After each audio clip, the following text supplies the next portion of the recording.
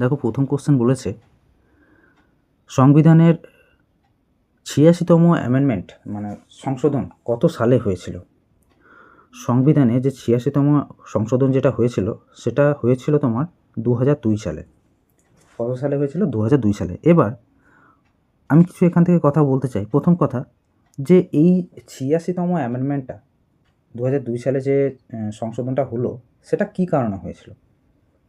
সেটা হয়েছিল যে আমাদের দেশের সেই মুহূর্তে শিক্ষার যে অধিকার সেটা ছিল ডিপিএসপির অন্তর্গত। ডিপিএসপির অন্তর্গত, directive principle of state policy এর অন্তর্গত ছিল। কিন্তু এইটা শিক্ষার মতো একটা গুরুত্বপূর্ণ বিষয় ডিপিএসপিতে না রেখে এটাকে সরকার মৌলিক অধিকারে পরিণত করার জন্য সেটাকে মৌলিক অধিকারের যে আমাদের যে সীমানা অর্থাৎ ১২ থেকে ৩৫ সেই মৌলিক অধিকারের মধ্যে অন্তর্ভুক্ত করার জন্য এই সংশোধনীটা করা হয়েছিল। তো যার ফলে 21A সাবক্লজ এ এর মধ্যে শিক্ষার অধিকার আইনটাকে একটি মৌলিক অধিকারে পরিণত করা হয়েছিল। তো এই যে এই শিক্ষার অধিকার, সেই শিক্ষার অধিকারটাকে এমনটা নয় যে তারা নতুনভাবে তৈরি করেছিল বা ক্রিয়েট করেছিল এমন কোনো একটা আইন, সেটা অলরেডি আমাদের ভারতবর্ষে সেই সময় সংবিধানে ছিল। কোথায় ছিল? ডিপিএসপিতে ছিল। ডিপিএসপি অর্থাৎ যে directive principle of state policy, যেটাকে বাংলায় বলা হয় নীতি নির্দেশকমূলক তত্ত্ব, যেটা সরকারকে গাইডলাইন্স দেওয়া হয় যে তুমি তোমার রাজ্যটাকে এইভাবে পরিচালনা করো, এই স্কিমগুলো নিয়ে এসো, সেটা যেখানে লেখা আছে সেটাকে বলা হয় নীতি নির্দেশকমূলক তত্ত্ব। তো সেটা কত থেকে সংবিধানের কত থেকে কত নাম্বার আর্টিকেলের মধ্যে আছে? আমরা সবাই জানি ৩৬ থেকে কত নাম্বার আর্টিকেল? ৩৬ থেকে ৫১ নাম্বার আর্টিকেলের মধ্যে আমাদের ডিপিএসপি রয়েছে। এবার এই ৩৬ থেকে ৫১ নাম্বার আর্টিকেলের মধ্যে যে তোমার ৪৫ নাম্বার আর্টিকেল, যেটা সেই ৪৫ নাম্বার আর্টিকেলে এটা বলা হয়েছে যে এতদিন পর্যন্ত বলা ছিল যে ৬ থেকে ১৪ বছরের শিশুদের শিক্ষা দিতে হবে, এই কথাটা বলা ছিল। তো সেই জিনিসটাকে তুলে ধরে নিয়ে চলে গেল কোথায়? 21A-তে, ২১A-তে, যেটা যার ফলে হয়ে গেল কি, এখন এটা একটা মৌলিক অধিকারে পরিণত হয়ে গেল। তাহলে এই জায়গাটা যে ফাঁকা থেকে গেল, এই ৪৫ নাম্বার আর্টিকেলটা যে ফাঁকা থেকে গেল, ওখানে তো কিছু ভরতে হবে। তো ওখানে কি রাখা হলো? ওখানে রাখা হলো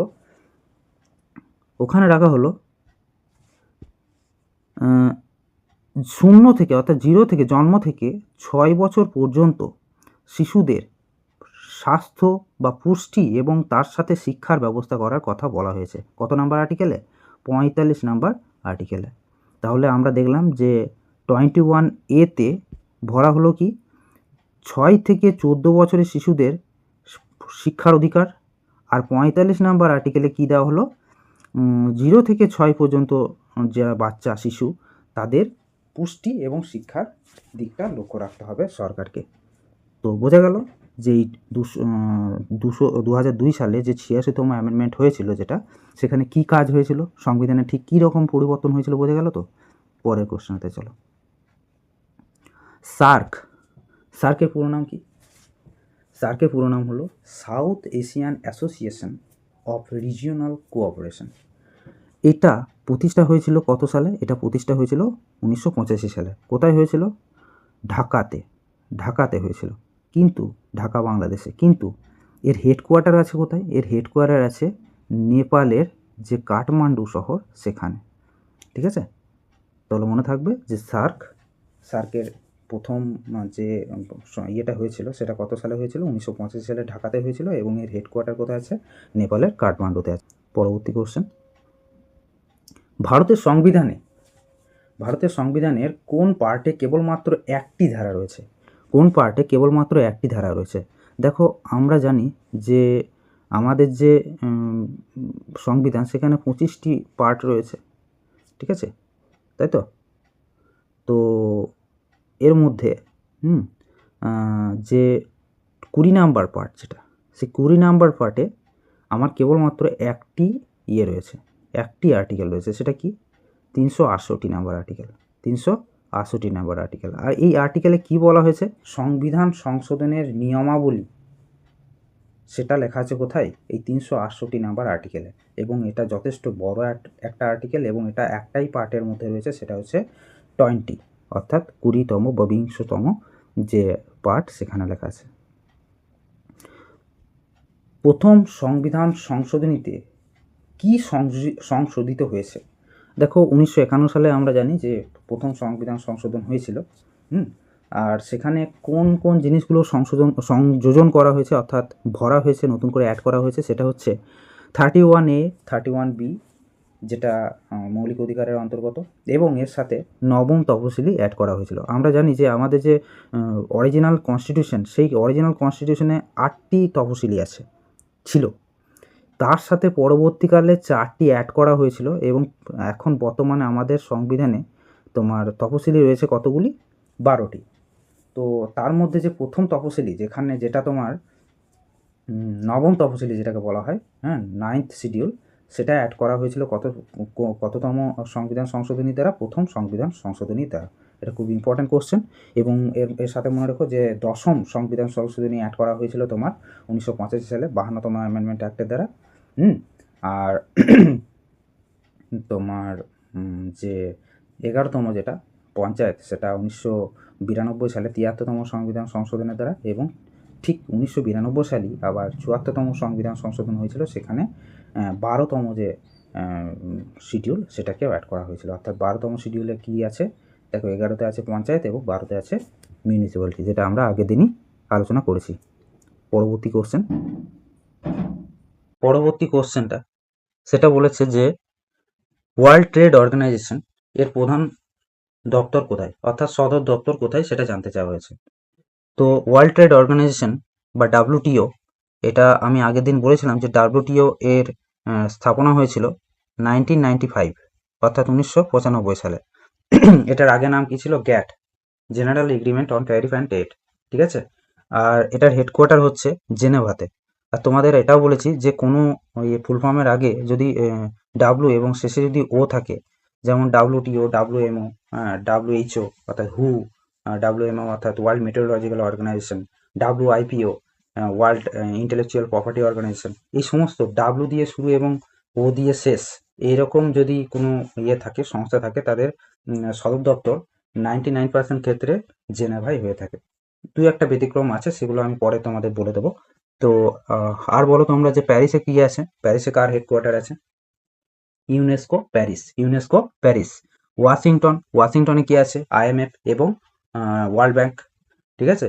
এবং নিউ ইয়র্কে কি আছে? নিউ ইয়র্কে কার হেডকোয়ার্টার বলে দাও? নিউ ইয়র্কে হেডকোয়ার্টার রয়েছে ইউনিসেফ হচ্ছে নিউ ইয়র্কে হেডকোয়ার্টার রয়েছে, ঠিক আছে? পরবর্তীতে চলো, সংসদের কোনো কক্ষের দুটি অধিবেশনের মধ্যে সর্বাধিক কত মাসের গ্যাপ বা তফাৎ থাকে?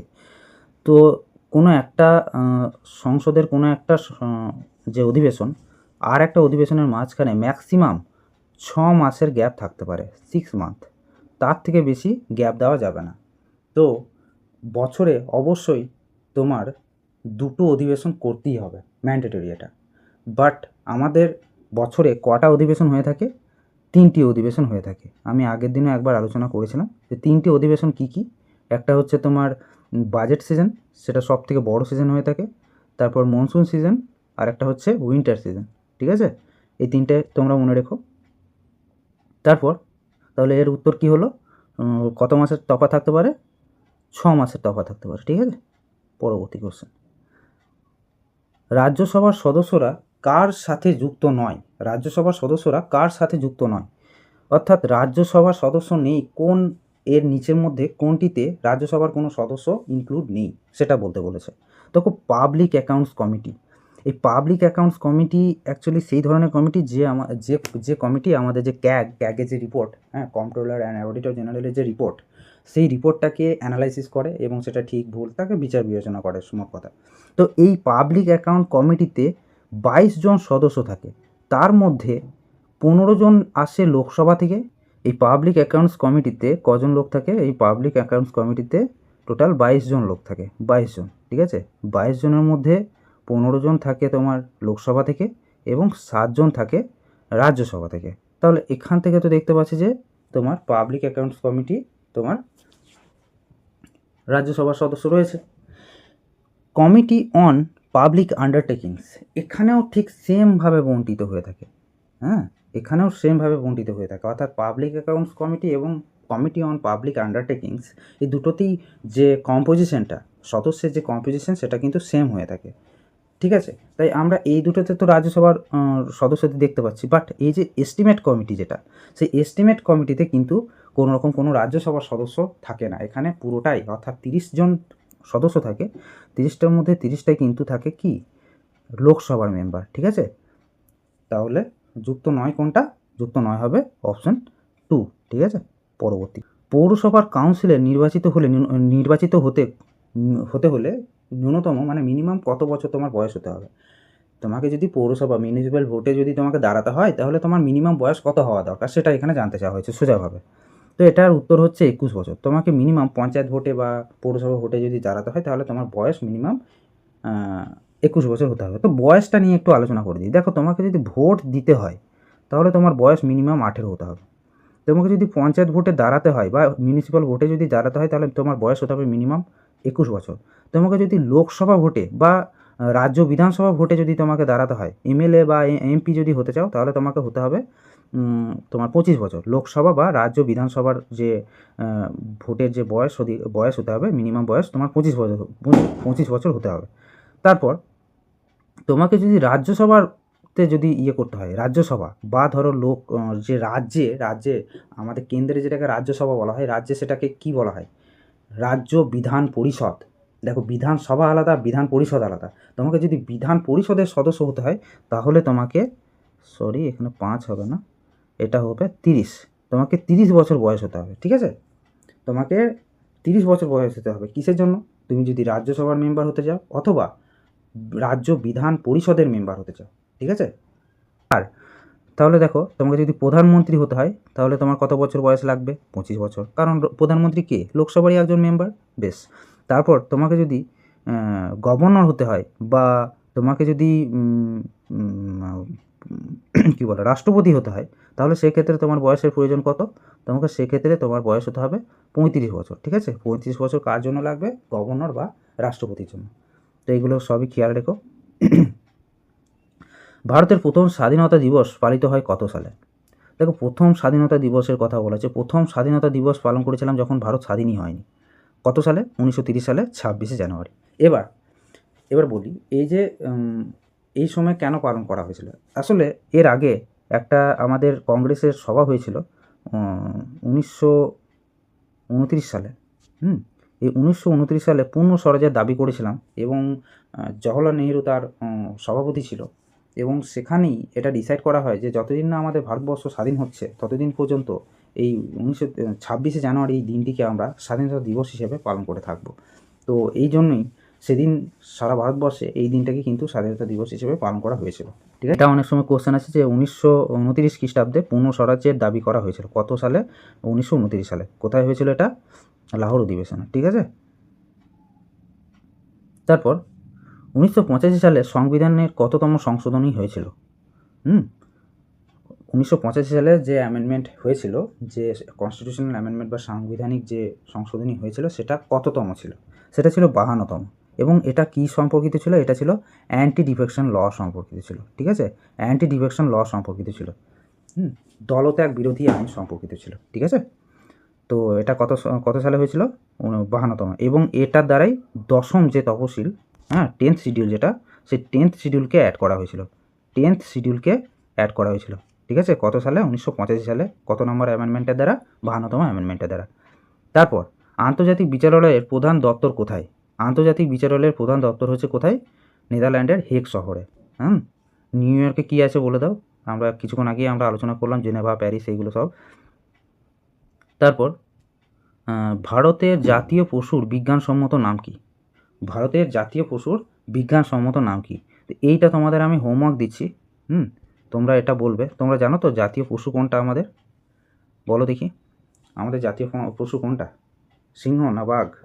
বাঘ বললে হবে না, কিন্তু বাঘের পুরো ইয়েটা বলতে হবে। তো বলেই দিচ্ছি, এটা হচ্ছে প্যান্থেরা টাইগ্রিস। ঠিক আছে, Panthera Tigris. Royal Bengal tiger হচ্ছে আমাদের জাতীয় পশু। মিড ডে মিল শুরু হয় কোন পঞ্চবার্ষিকী পরিকল্পনায়? মিড ডে মিল শুরু হয়েছিল, দেখো মিড ডে মিল আগে তো জানতে হবে কত সালে শুরু হয়েছিল। 1995 সালে এটা স্টার্ট হয়েছিল, ঠিক আছে? এটা 1995 সাল থেকে স্টার্ট হয়েছিল। তো সেই সময় কোন চলছিল? 8 প্ল্যানিং কমিশন তোমার চালু ছিল সেই সময়। তো 8 প্ল্যানিং কমিশন কত সাল থেকে কত সাল চালু ছিল? 1992 থেকে 1997 পর্যন্ত এটা চালু ছিল, ঠিক আছে? তো এই 8 প্ল্যানিং কমিশনের মধ্যেই চালু হয়েছিল মিড ডে মিল। আর একটা কোশ্চেন আছে, এই মিড ডে মিল যেটা, সেই মিড ডে মিলটা তোমার কোন রাজ্যে প্রথম চালু হয়েছিল? কোন রাজ্যে প্রথম চালু হয়েছিল? তামিলনাড়ুতে চালু হয়েছিল, ঠিক আছে? খেয়াল রাখো। নেক্সট, জাতীয় জরুরি অবস্থা জারির কথা কোন অধ্যায়ে বলা আছে? জাতীয় জরুরি অবস্থা, ন্যাশনাল এমার্জেন্সি কত নাম্বার আর্টিকেল বলে দাও? 352, একটা হচ্ছে 352 নাম্বার আর্টিকেল আছে জাতীয় জরুরি অবস্থা। সেটা কত নাম্বার ইয়েতে আছে? এটা 18 নাম্বার পার্টে আছে, ঠিক আছে? 15 নাম্বারে আছে কি ইলেকশন, আর 20তে আমরা দেখেছিলাম যে এখানে 368 নাম্বার আর্টিকেল, একটাই আর্টিকেল আছে 368, আর এটাতে কি বলা আছে? অ্যামেন্ডমেন্টের কথা বলা হয়েছে, ঠিক আছে? IBRD, international bank for reconstruction and development. IBRD এর পুরো নাম কি? International bank for reconstruction and development. তো এই যে এই ব্যাংকটার এর লক্ষ্য কি? এর লক্ষ্য হচ্ছে অর্থনৈতিক উন্নয়ন এবং পুনর্গঠন। অ্যাকচুয়ালি এই ব্যাংকটাকে আমরা কী নামে জানি জানো? World bank. এটাকে আমরা ওয়ার্ল্ড ব্যাংক নামে জানি, যেটা 1944 সালে স্থাপিত হয়েছিল। এর হেডকোয়ার্টার কোথায়? ওয়াশিংটন ডিসিতে, ঠিক আছে? ভারতবর্ষে কত সালে আমদানি রপ্তানি ব্যাংক স্থাপিত হয়? দেখো, আমদানি রপ্তানি ব্যাংক যেটাকে বলা হয় ইংরাজিতে বলা হয় এক্সিম ব্যাংক, EXIM, মানে এক্সপোর্ট ইম্পোর্ট ব্যাংক। এই ব্যাংকটা স্থাপিত হয়েছিল 1982 সালে, এবং এই ব্যাংকটার সাথেই আরেকটা ব্যাংক স্থাপিত হয়েছিল নাবার্ড, সেটাও সেই একই সময়ে চালু হয়েছিল। তোমরা আমাকে বলবে, এটা তোমরা উত্তর দিও অবশ্যই, যে কত সালে কোন পঞ্চবার্ষিকী পরিকল্পনার অন্তর্গত এটা তৈরি হয়েছিল, ঠিক আছে? এই যে এটা কোন পঞ্চবার্ষিকী পরিকল্পনার অন্তর্গত ছিল? এটা একটা আউটডেটেড কোশ্চেন। রাষ্ট্রপতি সম্পর্কে নিচের কোন বক্তব্যটি সঠিক? রাষ্ট্রপতি একবারই নির্বাচনে অংশগ্রহণ করতে পারেন, এটা ফালতু কথা, কারণ রাষ্ট্রপতি অনেকবারই করতে পারে। এই যে এটা হচ্ছে ঠিক, সঠিক উত্তর চেয়েছে, এটাই হবে অ্যান্সার। রাষ্ট্রপতি যতবার ইচ্ছা নির্বাচনে অংশগ্রহণ করতে পারে, ঠিক আছে? তারপর, সিকিম রাজ্য হিসাবে পরিগণিত হয়েছে কততম সংশোধনী আইনে? সিকিম নতুন রাজ্য হিসেবে পরিগণিত হয়েছে কততম সংশোধনী আইনে এবং কত সালে? দেখো, সিকিম যেটা রাজ্য না, সেই রাজ্যটা স্থাপনা হয়েছিল তোমার 36তম অ্যামেন্ডমেন্ট অ্যাক্টের দ্বারা 1975 সালে, ঠিক আছে? 36তম অ্যামেন্ডমেন্ট অ্যাক্টের দ্বারা 1975 সালে, মনে থাকবে। তারপর, কে সংসদের যৌথ অধিবেশনে কোনো বিলের ক্ষেত্রে একটি নির্ণায়ক ভোট দিতে পারবেন? কে একটি যৌথ অধিবেশনে কোনো বিলের ক্ষেত্রে একটি নির্ণায়ক ভোট দিতে পারবেন? নির্ণায়ক ভোট অ্যাকচুয়ালি ওটাকে ইংরেজিতে বলা হয়, তোমরা হয়তো শুনে থাকবে, কাস্টিং ভোট। কাস্টিং ভোট দেওয়ার অধিকার আছে কার? কাস্টিং ভোট দেওয়ার অধিকার আছে লোকসভা স্পিকারের। লোকসভা স্পিকারের যিনি স্পিকার হন, তিনি অ্যাকচুয়ালি কোনো বিল পাস হওয়ার সময় কোনো ভোট দেওয়ার অধিকার নর্মালি থাকে না তার। কিন্তু যখন এরকম কোনো একটা কন্ডিশন চলে আসে যে দুদিকেরই ভোট সমান হয়ে গেছে, তো কোন দিকে ভোটটা, কোনো একটা দিককে তো জিততে হবে, তো ড্র তো এরকম হয় না যে আবার তাহলে করা যাক। তো তখন সেক্ষেত্রে যে লোকসভা স্পিকার, সে যে দিকে ভোটটা দেবে সেই দিকটাই ভারী হয়ে যাবে, এবং সেই বিলটা তখন পাস হবে বা পাস হবে না, মানে ডিপেন্ড করছে যে সে কোন দিকে ভোটটা সে দিচ্ছে। অর্থাৎ এটা তখনই দেওয়া অধিকার আছে, নির্ণায়ক ভোটের দেওয়ার অধিকার তখনই আছে একজন লোকসভা স্পিকারের, যখন দুতরফেরই, মানে যে বিলটাকে পাস করতে চায় তাদের দিকেও যতগুলো ভোট আসছে, যে বিলটাকে পাস করতে চায় না তাদের দিকেও সেই ততগুলোই ভোট আসছে। তো তখন জিনিসটা কী হয়ে যাচ্ছে, মানে ড্র হয়ে যাচ্ছে। তো সেই রকম ক্ষেত্রে, সেই রকম সিচুয়েশনে তোমার স্পিকার ভোট দিতে পারে, এটা কি কাস্টিং ভোট বলা হয়। আর এটা দেওয়ার ক্ষমতা রয়েছে কার? লোকসভা স্পিকারের। হুনার হাট প্রোগ্রামটি, এটা একটা কারেন্ট অ্যাফেয়ার্সের কোশ্চেন ঢুকে গেছে। সপ্তম এবং অষ্টম পরিকল্পনার মধ্যে প্ল্যান হলিডে ছিল। দেখো, প্ল্যান হলিডে হয়েছিল তোমার, বলি, সপ্তম যেটা হয়েছিল, সপ্তমটা ছিল তোমার 1985 থেকে 90, ঠিক আছে। আর অষ্টম যেটা হয়েছিল 1992 থেকে 97, যেটা কিছুক্ষণ আগেই তোমাদের আমি বললাম, অষ্টম পরিকল্পনা। তো মাঝে ক বছরে গ্যাপ দেখতে পাচ্ছ? দেখো, একটা হচ্ছে 90 থেকে 91, একটা ফিনান্সিয়াল ইয়ার, এবং একটা হচ্ছে 91 থেকে 92, দুটো ফিনান্সিয়াল। এই দুটো বছরে কিন্তু কোনো রকম কোনো প্ল্যান নেওয়া হয়নি। তো এই দুটো হলিডে হিসাবেই এটাকে বিবেচনা করা হয়ে থাকে। তো এটা অ্যান্সার হবে 2 বছর, ঠিক আছে। আর এই সময় এলপিজি রিফর্ম এসেছিলো, এটা এই সময় আমাদের প্রধানমন্ত্রী গিয়েছিলেন পিভি নরসিমহা রাও। আর এই যে এলপিজি রিফর্মের যে কনস্ট্রাকশন বা যেটা রূপরেখাটা যিনি তৈরি করেছিলেন, তিনি ছিলেন মনমোহন সিং। সেই সময় আমাদের ছিলেন, আরবিআই গভর্নর ছিলেন। মনে রেখো এই সমস্ত ইনফরমেশনগুলো। কোন পঞ্চবার্ষিকী পরিকল্পনায় কৃষিক্ষেত্রে ঋণাত্মক বৃদ্ধি পরিলক্ষিত হয়? ঋণাত্মক বৃদ্ধি, দেখো, কৃষিক্ষেত্রে ঋণাত্মক বৃদ্ধি পরিলক্ষিত হয় তৃতীয় পঞ্চবার্ষিকী পরিকল্পনায়। দেখো কেন হয়েছিল? শুধুমাত্র কৃষিক্ষেত্রেই নয়, সমস্ত ক্ষেত্রেই এখানে ঋণাত্মক বৃদ্ধি দেখা যায়। জিডিপি গ্রোথ ঋণাত্মকই হয়েছিল। তার কারণ আছে, দুটো কারণ। একটা হচ্ছে ইন্ডিয়া প্লাস করে দিলাম, ইন্ডিয়া চায়নার একটা যুদ্ধ হয়েছিল, যেটা হয়েছিল 1962-তে। আর একটা হয়েছিল ইন্ডিয়া এবং পাকিস্তান ওয়ার, সেটা হয়েছিল 1965-তে, 1965-তে, ঠিক আছে। এবং তারপর 1966 নাগাদ পরবর্তীকালে একটা দুর্ভিক্ষ হয়ে দেখা দিয়েছিল। তো এই সমস্ত কারণের জন্য এই দুটো যুদ্ধতে অনেক ক্ষয়ক্ষতি হয়েছিল আমাদের দেশের। সেই কারণে এই তৃতীয় পঞ্চবার্ষিকী পরিকল্পনাতে আমরা খুব খারাপভাবেই আমাদের ফেল হয় এই পঞ্চবার্ষিকী পরিকল্পনাটা। এবং এই পরিকল্পনাটার রূপরেখা কে ছিলেন? গাডগিল যোজনা বলা হয়ে থাকে। হ্যাঁ, এই গাডগিল এই ইয়েটা দিয়েছিলেন, প্ল্যানটা দিয়েছিলেন।